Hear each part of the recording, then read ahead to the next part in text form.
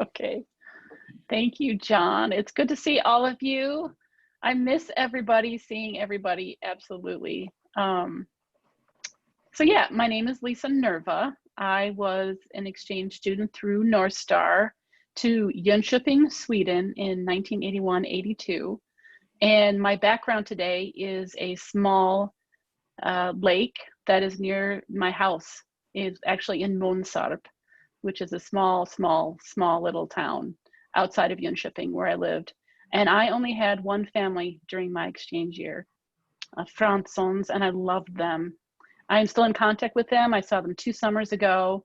Facebook and Messenger and all our technology has so much help continuing to be in close contact with them, catch up with everybody, regularly. I also have good friends that I still are in contact with, which is just wonderful that my family gets to meet their families all the time. And being an exchange student launched a lifelong love of travel. So after my year, I came back for, like good Rotex, I came back for a 1.5 years and then went to Austria and then came back for another 2 years and then went back to Sweden and worked for a year. Went to England for another year and then ended up in Hong Kong for 4 years. So during that time, in between my graduating my undergraduate and starting my master's degree, I visited lots of countries, and to date I've visited 64 countries in my travels. And I'd love to compete with anybody else who has traveled, because that's something that we do. The next 2 on my list are Croatia and Greece. Neither one I've been to, and really look forward to someday when this is over, getting out of the country again. What am I doing in my life now? My professional life, I have 2 full-time jobs actually, both of which are super high season. I work for a company called College Connectors, and we do college planning, which is helping families with a college search and application process. So this week and next is crunch time for most of my seniors. All of my students right now are seniors. So yes, I will be hopping off this call and having a couple more calls, helping them with, with their essays at the moment. My other full-time job is with a nonprofit called Door of Hope, and we support families and men, women, and children who have been ravaged by abuse and trauma. And we offer support groups and trauma healing prayer. And I just want to mention that a little bit more, as October happens to be Domestic Abuse Awareness Month. I don't know if you know that, but the statistics are staggering. And I'm just going to say a little bit and then I'll move on to Rotex. But I really just need to shout out, under COVID, worldwide, there have been 15 million more incidents of domestic violence that have been reported, only reported. So that's a 20% escalation since lockdown. And abuse usually surges during national disasters, crisis, because stress, economic anxiety, joblessness, alcohol use, and lack of resources become boiling points for families. In America, every 9 seconds, a woman is assaulted or beaten. 1 in 3 women have been victims of intimate partner violence in their lifetimes. In Minnesota, 37,000 court cases every year regarding violence. And in Minnesota, 25 women are killed at the hands of their intimate partners. So I just wanted to share that a little bit, just because of where we are in our world and how difficult it is. And I take calls and minister to women every day who are in that space. So it's doorofhopeministries.org.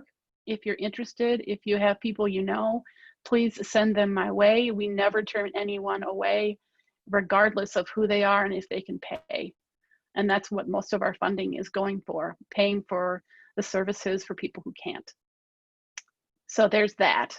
Now on to Rotex, why we're all here. And it's so wonderful to see all of you that I've known for years and years and years and years, especially Greg, who most of you already know because I tell everybody. taught me Swedish when I was 17 before I started my exchange year. So I have known him most of my life, and he has been a wonderful mentor and support at that time, especially in all things Rotary and Rotex. So North Star Youth Exchange. That's the parent organization. I know most of you probably know all of what I'm going to say today, but here's a refresher of what I know. And you can all point out the things that I got wrong. It is in good standing with Rotary International, and it's sanctioned by the State Department and a vetted exchange program. It's quite a difficult and strenuous and exhausting process to be able to be sanctioned by the State Department, because it is quite a serious vetting program that they have to make sure that the programs fall underneath what the State Department requires. And it's got even more stringent since 9/11, understandably. My involvement with North Star started when I was an exchange student in 1981. I was involved in Rotex as an undergraduate at the University of Minnesota for several years. And then in 1998, I became a country officer. And I opened up the Czech Republic, Austria, and the Netherlands for exchanges at that time. And I was the first non-Rotarian country officer in North Star. They allowed me in because of my husband was a Rotarian. But since then, we have been able to have lots of Rotex become country officers. I was in that role for several years, and then my family moved to San Diego, stepped away from youth exchange, but returned in 2014, thanks to John Hobday, who roped me in again. Oh, you need to volunteer as a country officer. And so I did. And I joined him and his team, and he was a wonderful teacher and had me under his wing for a year, and was country officer for a couple years with Sweden, Denmark, Faroe Islands, Greenland, and who am I missing? Yeah, then we took Norway under our wings also last year. So that was a great experience. And I did that until last summer as country officer, and decided that being country officer and Rotex coordinator was more than my plate could handle. But I learned a lot as country officer and really enjoyed outbounds and inbounds and that process. It's fun to see kids from places where you've been and connect with them, because you both know things about the country. And then in 2017, Greg in to be assistant Rotex coordinator, and that job was created. It was a wonderful experience learning from him, as he is, we fondly say for sure, the godfather of Rotex. He established many of our programs and processes that we use, and North Star is indebted to him for everything that he has done over these years. And it was fun working together, both of us speaking Swedish. Mom and dad speak Swedish, so our children wouldn't hear us in different areas, and it was really fun learning how to be a leader in that space. And I thank Greg immensely for everything that he has done and continues to do. So in 2017, I was an assistant coordinator, and then in was the summer of 2018? Yeah, I guess so. Greg decided to retire, a well-earned retirement from everything that he did, and I stepped into the Rotex coordinator role. So where is North Star Rotex today? 3 main areas, plus a 4th and 5th, but really 3 main areas. Support for returned long-term Rotary Exchange students. And I do say long-term. There has been much debate over, several years, whether short-term, new generations, students who attend Rotary camps should be included, but it really has been decided worldwide that long-term is what Rotex are. And those of us that have been on exchange, long-term exchange, understand the difference between going on a long-term exchange and going for a month. Month exchanges are absolutely valuable, but they are not the same as living in country and learning the language and becoming part of the culture. So we are pretty firm in our belief that that is what Rotex is, and it's long-term. I think I forgot to tell you the things that I've done as a part of all the other things I've done. I've been a host parent. I have been, what else? Host parent. I've been a parent of an outbound. I've been country officer. I've been coordinator.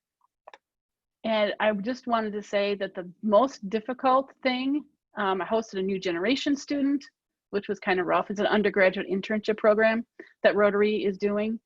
But definitely the hardest thing that I've done, which I'm sure most of you agree, is being the parent of an outbound. And I thought that was going to be a breeze. Yeah, I've been there. I know what it's like. But then your child goes and you're like, oh, what? Yeah, I see some heads nodding about that. Okay, so supporting long-term Rotary Exchange students. So supporting rebounds when they first come back is a major thing that we've been doing. And I'll talk more about this year in particular, what's happened.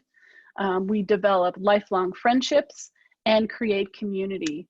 And for me, as a rebound in 1982, that community was essential.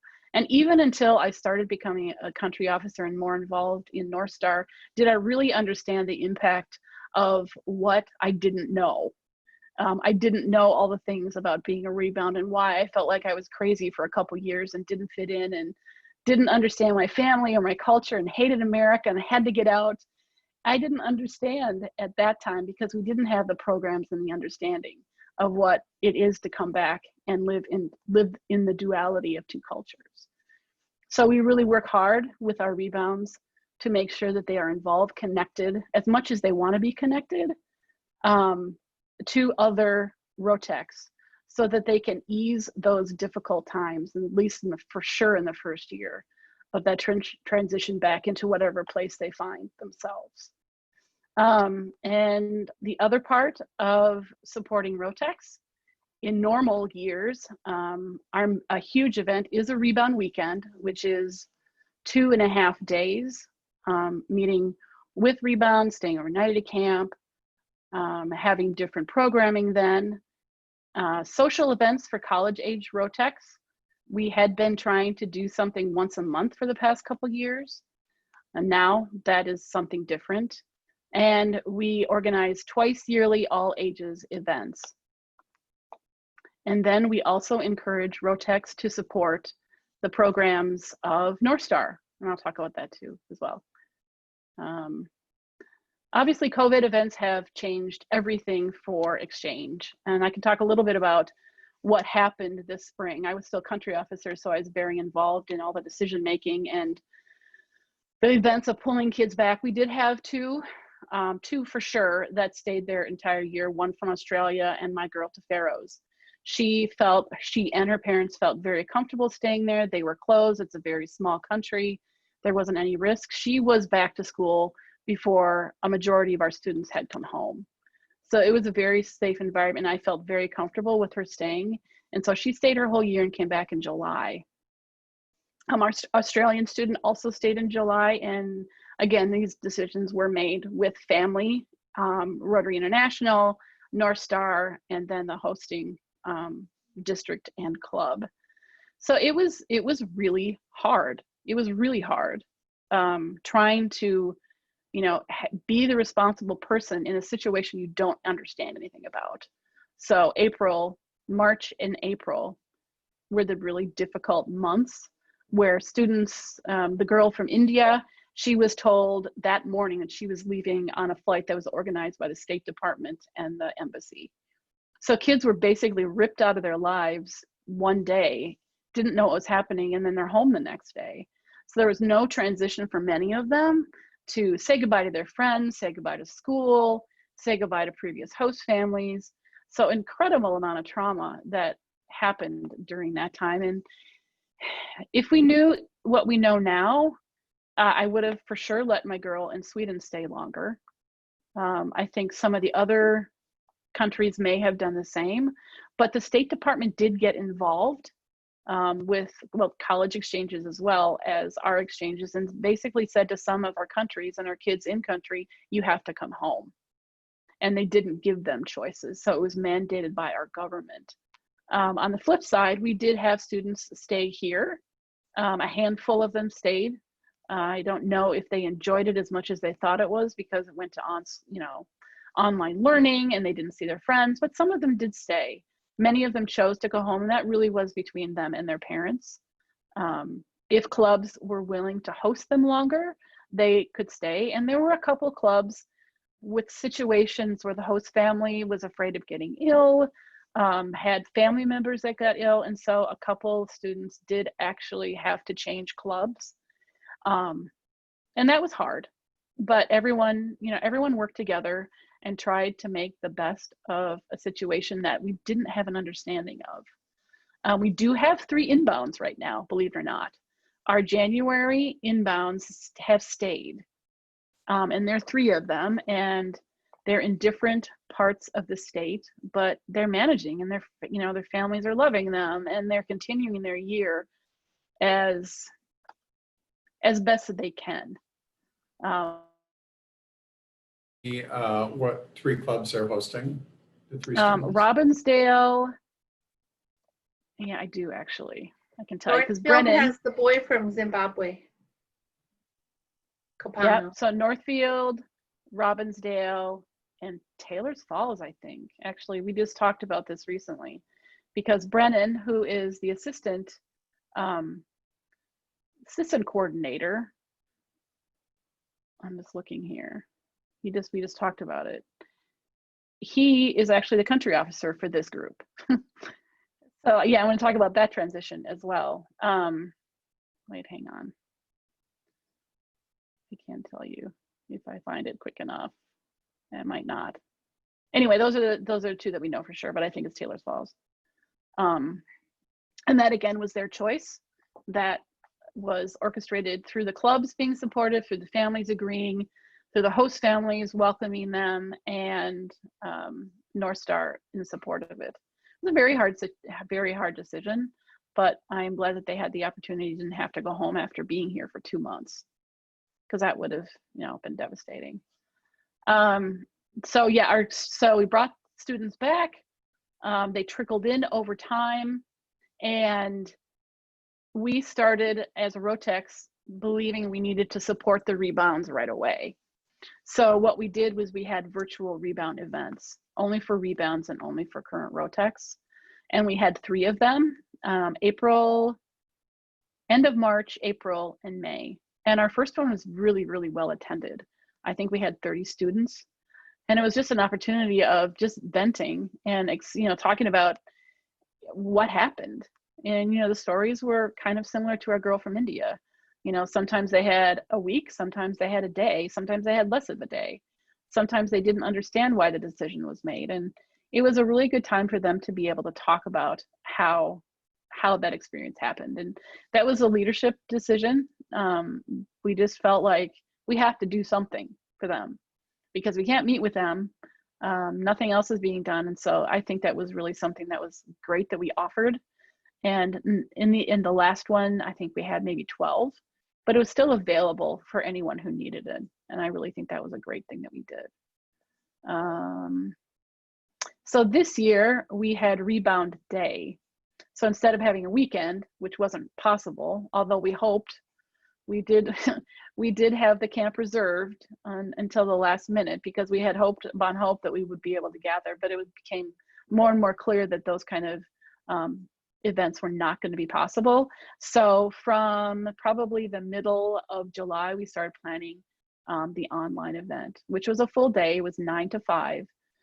We had breakout rooms, we had programming, did all the programming that we could fit in, and it was only for rebounds, hosted by Rotex. And we did get some flack. Why weren't country officers? Why weren't they invited? Why weren't parents invited? And we made as a decision as a group, who needs this most? The rebounds themselves need it most. They need a place that's safe, that they can express how they feel. And a lot of it was encouraging to talk about the good things that happened during the exchange. There was, of course, some discussion about, well, this happened and it was really awful, but the most of the part was focusing on, I had great 8 months, I had a great 7 months, and remembering the good things that actually did happen during the exchange that they will continue to carry with them. And so that was also very successful. I think we had about 3/4 of the rebounds that were outbounds that year. We had an incentive that if they attended, they could get a Rotex t-shirt.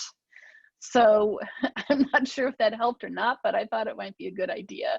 Here's your incentive for both Rotex and rebounds. If you attend, you get this too. So I think overall it was a very effective event. Greg also was there and helped with his wonderful speech that he gives every year. And just doing the best that we can with the time and the technology that we have. And so we are continuing with online events. We had our Rotex general meeting for North Star Rotex last weekend. That was well attended. And basically, let's catch up. How are you? And what do you want to do? So from that meeting, we're going to have a game night, so a virtual game night. And a lot of our Rotex do happen to attend the University of Minnesota and have the ability to see each other in ways that I don't know about. There's always, there's always that part of Rotex that goes on that I just don't know about, but they do have their other events.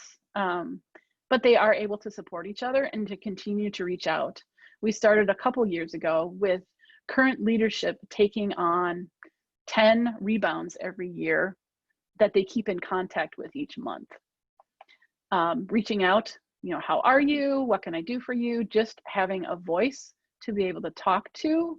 And it's, again, up to the rebounds whether they want to be engaged in that relationship or not. Many do take advantage of it.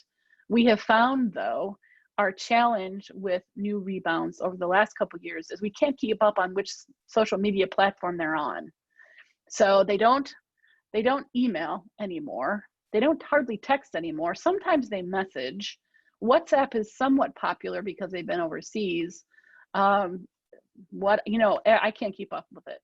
And I'll talk about the leadership roles based on that as well. So that is another part that we are trying to figure out and manage. How do we keep up with how we communicate with everybody? Because it does change. I can't keep up with that. I'm still emailing people. I'm way back. So the North Star organization that Rotex supports is the second part of what we do as Rotex. How long do I have? I feel like I'm talking a lot. I know I'm talking a lot. Usually the meetings go until 5:30, but No, I will be done before that. I won't keep you. We often go over that. We stick around until questions are answered, but we're respectful of your time, and okay. But you're doing great. Go ahead. It's super interesting. Yeah. I feel like I have a huge monologue and it feels very weird, but I see all your faces anyway. Most of you are engaged. I do, like everybody, a lot of Zoom meetings, and it is hard. It is hard to stay engaged the whole time. So yeah, the second part of what we do is support North Star in their programming. So orientations, candidate selection, inbound overnights, meetings, rebound weekend, farewell overnight. So rebound and farewell overnight are primarily a Rotex event. We've often planned most of it and staffed most of it. Orientations, candidate selections, inbound overnights, inbound support, we have played a part and often have been on organizing committees. And one thing that we are able to do is provide continuity from year to year. A lot of our leaders continue for more than 1 year in leadership.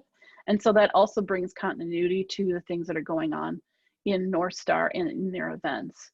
And usually for an event, for example, selections, which is something, candidate selections, which is sort of coming up maybe this year.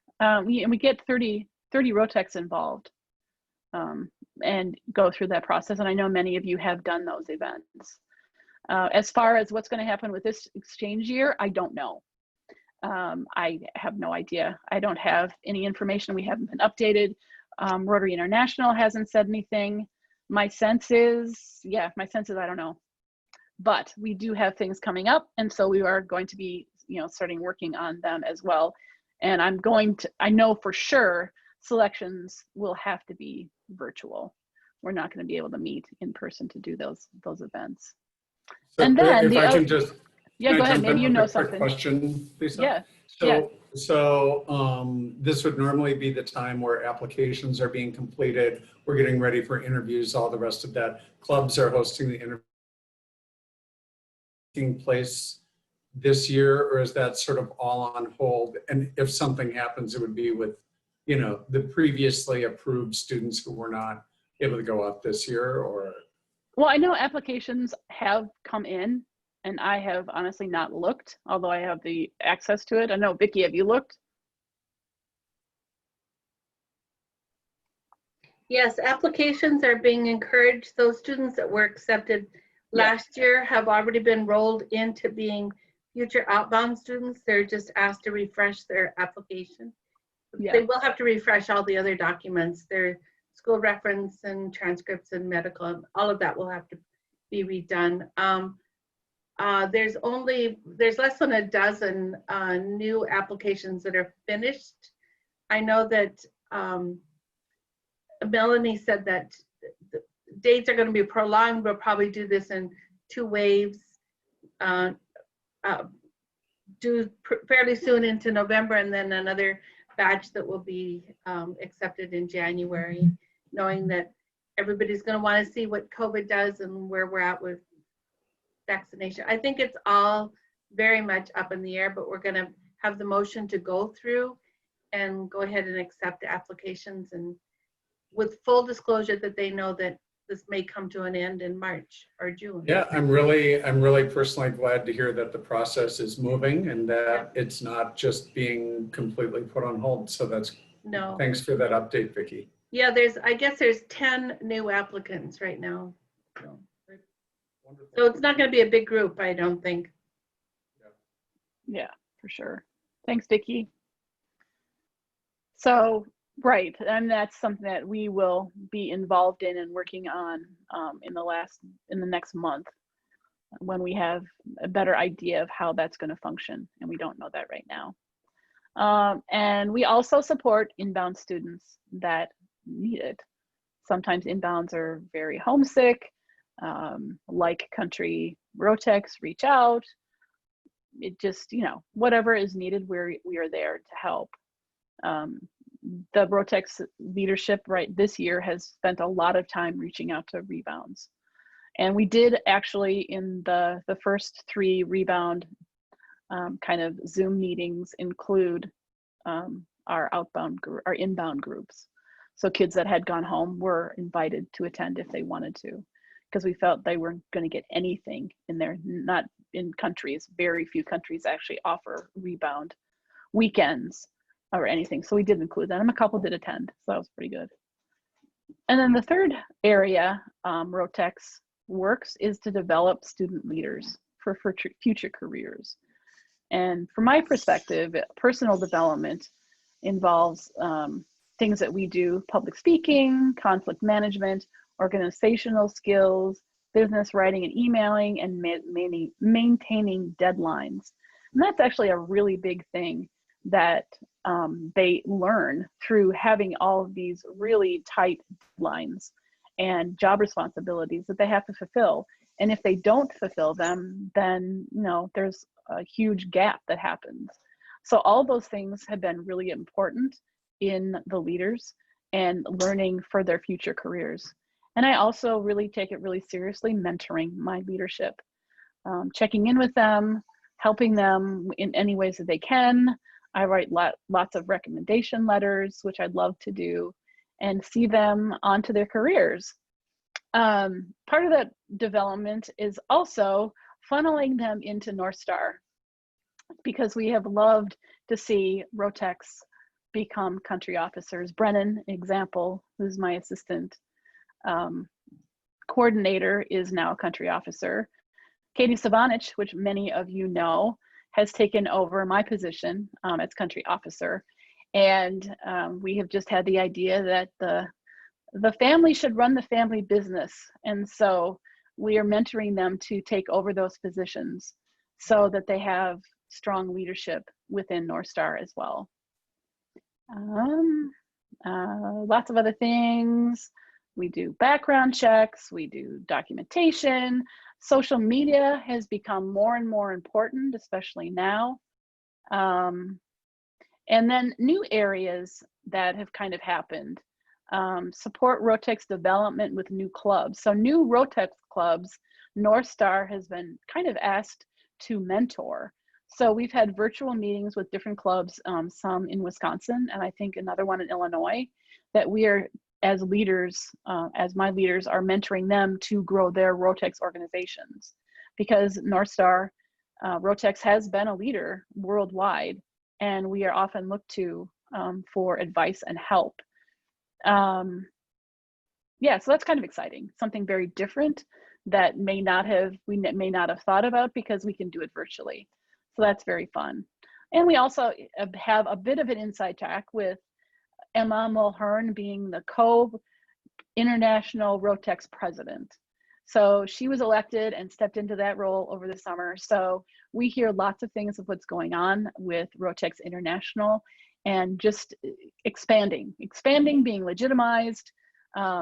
Yeah, more and more things are happening in that area, even though everything is virtual right now. So what is my leadership role? What do I actually do? Well, a lot of it is, working with our student leaders, giving them the skills and the ability to do leadership. So standing behind them, pushing them forward, having them lead, having them take responsibilities so that they actually gain all of these skills to use when they're done with their education, their undergraduate education. And I'm really excited for them when I see them being successful and speaking publicly and leading meetings professionally. It is wonderful. I also attend North Star leadership meetings. I liaise with the North Star chairs and all the other leaders, because Rotex is such a support for all the programming that North Star offers. And we're also, I in particular, and Brennan, who was president for 2 years before he stepped into this role, kind of the keeper of the history. What has gone on before? What has worked? And I think that's really an important part of what Rotex does for North Star, is having the memory of what has happened in the past and how, knowing that thing can help move forward and have stronger programming in the future.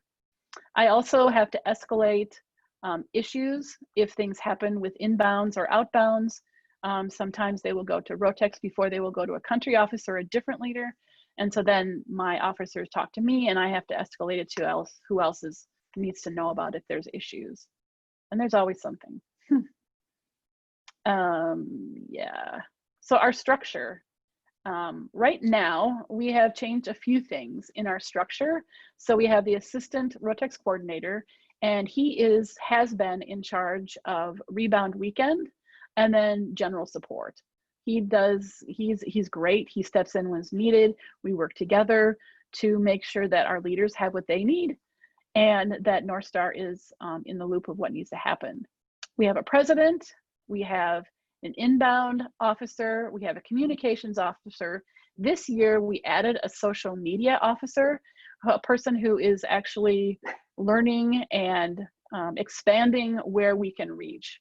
Because what I said earlier, that social media changes, and where rebounds and inbounds and outbounds are reaching each other changes all the time. I can't keep up with it, but that's what her job is. And she's also creating a lot of online virtual events. In past years, we haven't needed as much, but we really needed this year. We do have an outbound officer, and this year we have 2 rebound officers because it's kind of a heavy task with keeping up with the rebounds and the different changes that are happening. And then we have a candidate officer.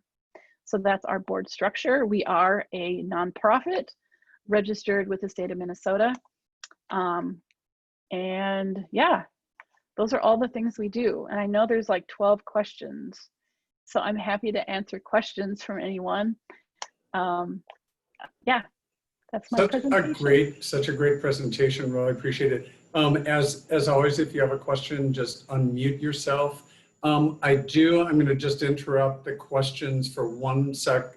Elka has activity, suggestion for us, but needs to leave right at 5:30. So if you want to jump in here and say a few words, then we'll do questions after. Go ahead. Sure. Thanks for letting me jump the line. Sure. First of all, love the presentation. If I can't stay on to thank you later. And then one idea I had was potentially doing a book club for one of the meetings where there's some kind of reading. We can either do a meeting to introduce it and then do a second meeting to discuss it, or kind of bring it up. But there's actually Kristan's colleague shared with me some interesting literature that's out there about how to either support exchange students or what can cultural exchange teach us. Would love other suggestions. I'm also just looking ahead to the winter months and just trying to think of ways to stay engaged with this work. That doesn't just involve Zoom webinars, which I love, but would like to also read something on a traditional piece of paper at some point. So anyways, that was my idea. Love some feedback. Great idea.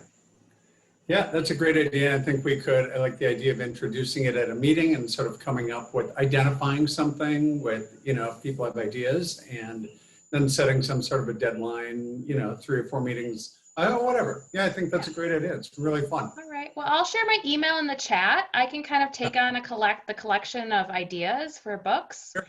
And I can just remind everybody next meeting as well. And then maybe in a few weeks, we can have a book and come up with a timeline. And this is all voluntary. So you're also welcome to just show up to the book club meeting and just talk about the theme without having read the book, no pressure. That'd be great. I also wanted just to ask you about the evening club. Are you guys still meeting in person, or how are you meeting? Because for people in the Twin Cities, it might be a nice, since you've really attended the meetings well, might be a nice in-person Rotary meeting to attend, Yeah. on an evening. So we're doing hybrid meetings right now. So we are meeting socially distanced with masks on at the Radisson every other Tuesday.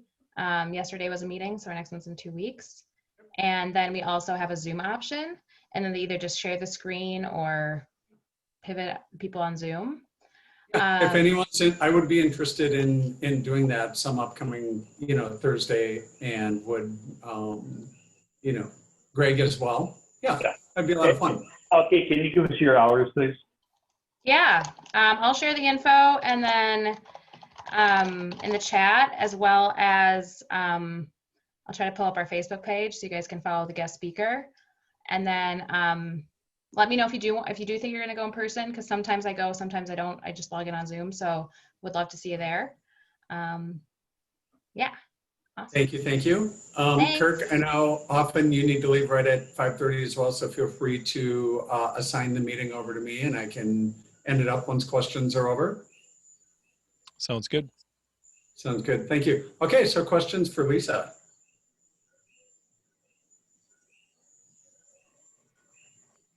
One, Lisa, go ahead, Vicki. Go ahead. Just wanted to say thanks for doing the work that you're doing. I know that Greg created a great platform for good leadership to step onto, and I appreciate you continuing his great work that he set out. Do you know, anybody know if there's ever been an attempt for some little booklet made of students' short stories, maybe stories of aha moments or where they've learned something, or that might be beneficial to future students? Well, I know that fraternities for volunteers have had several books. I mean, like that's Vicki. Right now, they're putting together. I don't think it's finished yet. 50 years of Rotex. Oh, good. So that is kind of what that is. Exactly where we are in that process, but that is something that's been being worked on. And also for the country fair, which is part of selections, we are putting together interviews with rebounds from the countries. Okay. So because we can't be in person and we don't have any inbounds, Right. that is something that we have been working on to be able to give to students who are considering different countries. So it's kind of, yeah. Yeah, kind of, yeah. Thank you. Thanks. Other questions? Actually, I had something that I think is the truth, but maybe you or Greg could comment in. But I think I've heard in the past that our Rotex for North Star is one of the most organized, organizations of its type in the country. Is that true, or what? Give me what I'm thinking about here. What do we know Yeah, about? no, I think it's been true for years and years and years. Mostly we know that because when we go to different meetings, people are astonished at actually what we have done, what we are doing. And now, Rotex International is also looking at us.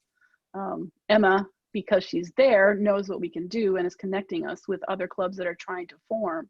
And I think one of the differences that we have found is that there isn't anyone that has my position. There isn't often a coordination between the district exchange program and the Rotex. And I've offered to, try to coordinate, just things move slowly sometimes. But I think that is one big difference, is that how much we support the youth exchange district. I feel like this recorded presentation could be really helpful as a potential vision for what Rotex could be in other districts. I think you really hit on so many great points in your presentation today. So thanks for doing that. Thanks. Chris-Ann, go ahead. I was going to say, at the international meetings, what I discovered is, what I think is true, is that we're the #2 in terms of being developed Rotex organization. I think the first one came out of Belo Horizonte with Yvonne. I don't know if you know Stephanie. And I want to say they started in 67 or 68, and we were like the next year or 6 months late. I mean, it was just like so close. But at international meetings, people were always shocked at our size and how many people stick around and want to help in Rotex, and how respected their opinions and feedback are in the eyes of Rotarians. So we have a pretty awesome Rotex program, thanks to fantastic leadership. Lisa, Greg, really amazing. For sure. Thank you. Yeah, applause. Stephanie and Sam. Yeah, go ahead. Lisa, it was wonderful. Thank you so much for all the aspects of Rotary and Rotex you touched on. So help me understand, did I hear this correctly? We are still interviewing now for next year for. Yeah, as far as I understand, I think Vicki might have more recent information, but the last email that we heard and the last meeting I attended is North Star. It is moving forward. There's applications being accepted, obviously very, very small numbers. It was brutal when we had to say as country officers to our students, I'm sorry, we're not going to send you. And the seniors were the ones that suffered the most. Right. It was offered to anyone who was not doing a gap year that they could automatically be accepted into this year's pool, which what, Vicki, 5 are? Some are. 10 from last year have reapplied thus far. Yeah. And then there's another 10 that have started fresh new applications. Yeah, I think in so much of the interviewing, like Lisa was saying, the country fair will be a digital, maybe they can click on a video that they want to learn about Sweden. Instead of going to that Sweden table, they go to a video and everything's pre-recorded that way. And interviews will be set up on Zoom digitally. And even the trainings, the first, second, third trainings will most likely be online and digital, which gives some flexibility for kids that maybe have, kids don't have many conflicts these days because there's no, the sports and everything is, so much is being canceled. Band concerts in the spring, we usually, I don't know, I can't imagine that happening, but so it's all just having to get reimagined and rethought out, and kids are showing their resilience and their flexibility, I think, through it all. And we as adults need to figure out what is possible and what's safe. So yeah, and I think along with, sorry, John, along with that, it's really going to be the governments that are driving it. Yeah, Can right. we actually get in? Can we get visas? I mean, Can we that get was a big visas? reason why we canceled, because the US wasn't going to offer anybody visas, so we couldn't have any program. Apart from all the other business, that's going to really drive. Yeah, there's not many countries that US citizens can go to right now either. Yeah. So there's a whole lot that needs to change, but we've got to remain hopeful. John, you were gonna say? Oh, Vicki, I was just going to ask if last year's exchange students who are not outbound right now, a certain number of percentage of those will age out. They'll be above 19 by next year. Do you Yeah, know I that would rate? guess Is that that it's, like a 50-50 break? I would guess it's probably a little over 25%. I could run a report and tell you, but there were quite a few kids that aged out. Going to age out, so. Yeah. Yeah. Yeah, and even some of those kids last year were told that there's a possibility that maybe you could go out in January. So they were even sort of on the fence. Do I go ahead and go to college, or do I go and hope for a January opportunity? Of course, that never happens. So Right. these kids have had to renegotiate a lot of different things. So, yeah. I mean, it's been awful for everyone and all aspects of life and work and professional and distancing and not seeing friends and all the rest, but man, it's hit these kids hard. Such an experience. And with that in mind, you know that we lost our dear Colleen in January, and Becca stepped into that position as executive officer, or whatever it's called, at the one paid position in North Star. And she's needed to leave that position, which left North Star to try to figure out, you know, do they find somebody for this iffy period, train them in, and then have the program shut down, which is a lot of people hours to navigate and to put into place. So Melanie asked me the other day if I would step into that very temporarily.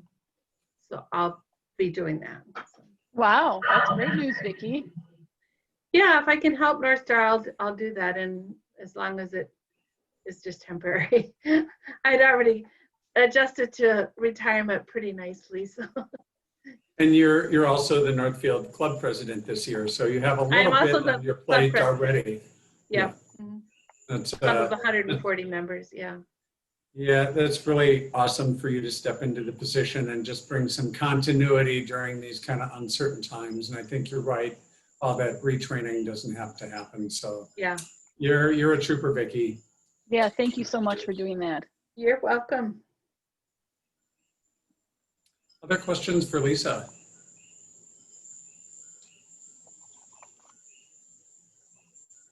It's been a really great meeting. Really great to see everyone. Great to see you, Lisa.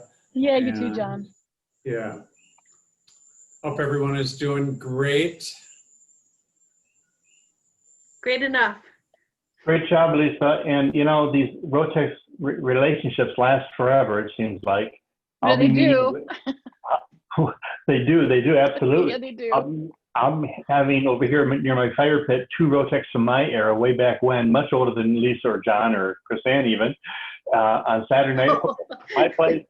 And while I've been talking, while this meeting's been going on, I've gotten a text message from a Rotex of much younger than I am, so it appears to Sam, so that all works. Keeps us feeling young, doesn't it, Greg? Sure does, and tired. I'm going to share the 4-way test, and that's how we end our meetings each time. So everyone can unmute themselves if you are not already. And the Rotary 4-way test of the things we think, say, and do. Is it the truth? Is it fair to all concerned? With Bill, With Bill, and goodwill, better and friendships. better friendships. Would it be Would it be beneficial? to All all concerned. I love ending meetings with this. Just it's a great way to kind of go into the remainder of the day or the evening and keep those important principles front and center. So great to see everybody. Chrisanne, who do we have coming up next week as speaker? Oh, good. I'm glad I have time to say it. Next week, we have 3 of our club members to introduce themselves. So Kirk, you are on the docket. Karen, and then Kathy Smith. And I'll send reminder emails, make sure everyone, I sent them out. Wonderful. Okay. We did this a few weeks ago, the introduction of members. Olga was one of them. It was just really, really, really fun. It was a great meeting, and really, learned unexpected, interesting things about people we see every week. So looking forward to that. Fun. All right, everybody, anything else? Thank you very much. Great job. Thank you. Thanks, Thank you all. Lisa. Thank